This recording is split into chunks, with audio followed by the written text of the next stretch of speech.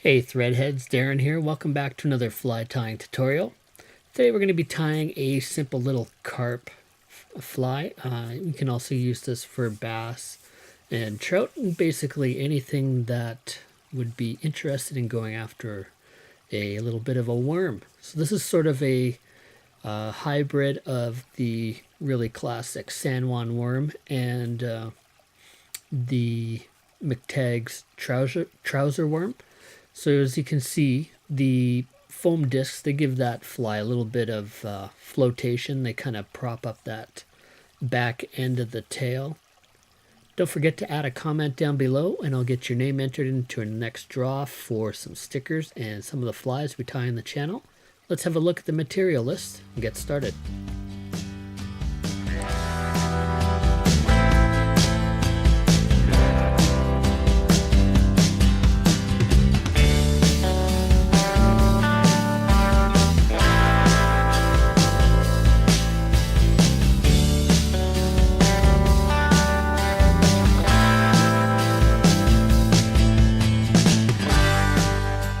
Alright, let's get a fresh hook in the vise. We're going to be using a Firehole 633 in a size 12 here, and typically I'm going to be tying these in sizes 10 down to about 14.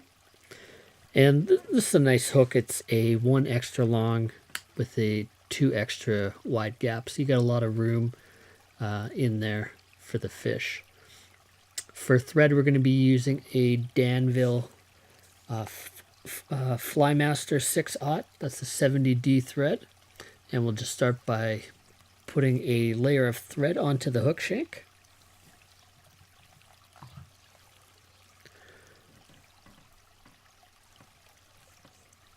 And this will just give us a bit of a working surface for our bead eyes. So for eyes, we're going to be using these groovy eyes, and they are a brass eye with a black coloration on them. I like the black for this pattern. Just kind of blends in with the rocks a little bit, I guess, and not necessarily part of the worm, but it gives it a nice amount of weight to keep it down at the bottom of the water there, and it'll help turn that hook over really well in combination with the foam on the head of the fly or the tail of the fly. So we just figure eighted those on, made sure that they're tight. We'll add a little bit of glue to this later. We're going to grab a piece of craft foam and a standard hole punch, just a single hole punch, and we're going to punch out a few discs of 2mm foam. So this foam we're going to be placing onto our chenille, and the hole punch does not too bad of a job. You get a little bit of remnant on the edge, so that works okay. And you can kind of see this hole punch in particular puts a bit of a center point, so it gives you a good spot to aim for your bodkin. So we're just going to thread the foam discs onto our bodkin. If you don't have a bodkin, you can use a needle or a pin. Bodkin's nice. It's got a bit heavier diameter of wire, so it'll kind of open up that foam a little bit, make it a little bit easier to push the foam onto our chenille. So we're going to use anywhere between 3 and 4 discs for this.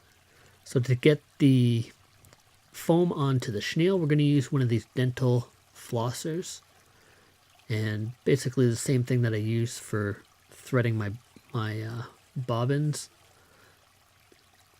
So we'll just slip those off.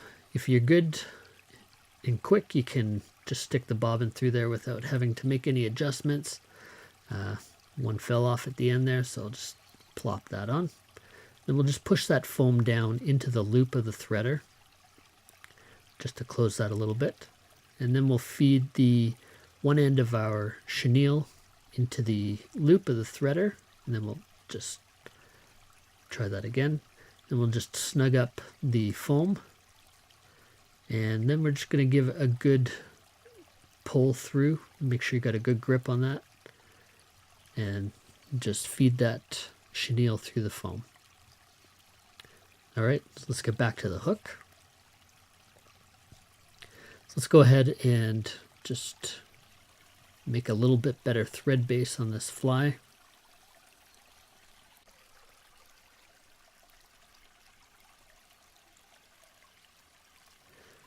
So for length on this, I'd say you've got two and a half times the length of the hook. And we're just going to start by wrapping the chenille on top of the hook shank with the foam extending out the back of the hook. And we'll give that 3 or 4 wraps. Then we'll pull the chenille back and we'll wrap forward. And we'll take that over top of the beads. Make sure you do an even loop over there. And we'll hang our thread just behind the eye. We're going to add a little bit of head cement underneath on the thread wraps and just to the thread wraps on the barbell, just to give it a little bit of extra durability. For the body, we're just going to start wrapping the chenille. You just want to kind of pull it taut. You don't want it too tight. If you pull it too tight, you're going to start pulling that chenille to the side, and we really want that chenille at the back on top of the hook just so that it rides properly in the water. So when we get to the bead, I like to go under and over diagonally, and then go under around the hook shank and over diagonally, then do one loop at the back and pull it forward, and we'll tie it off right at the eye. It's probably a little bit easier if we turn this upside down. And when I tie off the front part of this chenille, I'm going to do it to the side of the hook eye, not directly on top of the eye. Just I don't want to block the eye of the hook. It's going to make it a little bit trickier to get some tippet in there. And we'll just snip off the excess. Probably about 1/3 the length of the back end as you have on the front. So we'll go ahead and we're going to just finish that up with a whip finish. And I just like to kind of pull that tip out of the way. You got a little bit of room to play with it, but you want to make sure you got a good head on your fly. We can go ahead and cement that afterwards. And we'll just trim off that thread.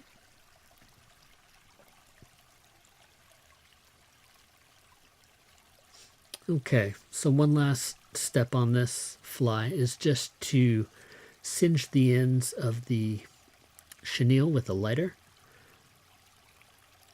And so just want to kind of kiss the flame onto the end of the chenille. You don't want to burn it.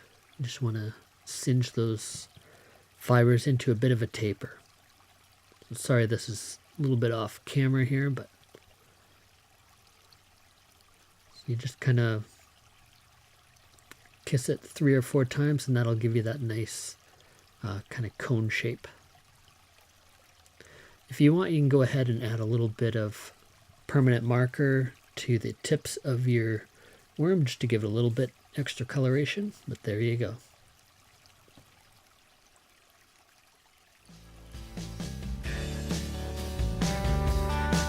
Hey fly tiers, thanks for stopping by and checking out my fly tying videos. If you enjoyed the video and want to show your support, hit the thumbs up and share it to your social networks.